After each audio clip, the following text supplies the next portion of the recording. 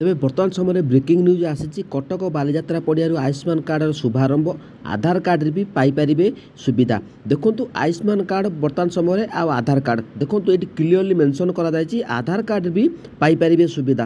ପୁରା ଅପଡ଼େଟ୍ ମୁଁ ଆପଣମାନଙ୍କୁ ବତେଇ ଦେଉଛି। ଚ୍ୟାନେଲକୁ ଯଦି ନୂଆ ଅଛନ୍ତି ଚ୍ୟାନେଲକୁ ସବସ୍କ୍ରାଇବ୍ କରନ୍ତୁ, କାରଣ ଲାଟେଷ୍ଟ ଅପଡ଼େଟ୍ ସବୁବେଳେ ପଣ୍ଡାକେ ଭିଡ଼ିଓରୁ ଆପଣମାନେ ଦେଖିବାକୁ ପାଇବେ।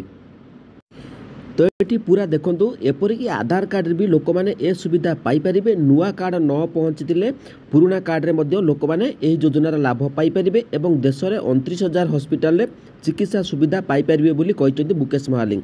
तो जेहेतु मुझे आधार कार्ड रे सुविधा पाइपर तार पूरा संपूर्ण अपडेट मुझे बर्तमान समय बुझे दूसरी जोटा कि आपण मैंने बुझीपारे। तो देखो कटक हेब आयुष्मान भारत कार्डर शुभारंभ करेंगे। एप्रिल 11 तारिख में कटक बालीजात्रा पड़ियार हेब आयुष्मान भारतर शुभारंभ। आशार यही आयुष्मान कार्डर शुभारंभ करेंगे केंद्र स्वास्थ्य मंत्री जेपी नाडा। एपाई नाडा 3 दिनिया ओडिशा गस्तर आसुचंती। 10 तारिख दिन आसी से पहुँचीजे कौटी तो 11 तारिख दिन योजनार शुभारंभ करेंगे। एपाई बालीजात्रा पड़ियार पहुँची समीक्षा कर राज्य स्वास्थ्य मंत्री मुकेश महालिंग।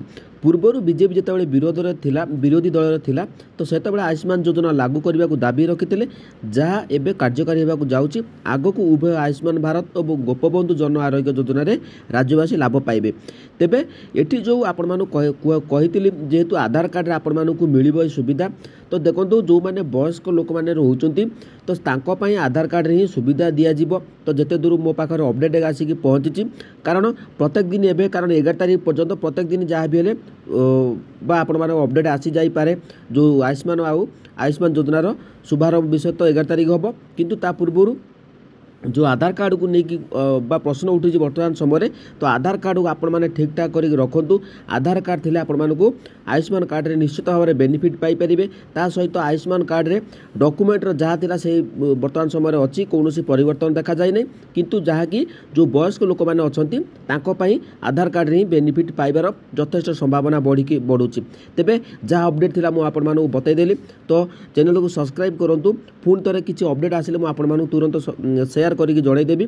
तो जहाँ अपडेट बर्तमान समय आसला मुझे जनईदेली तो नेक्स्ट अपडेट चैनल को सब्सक्राइब करूँ। जहाँ भी अपडेट आसो मुझे सर्वप्रथमें जनईदेवी। तेबे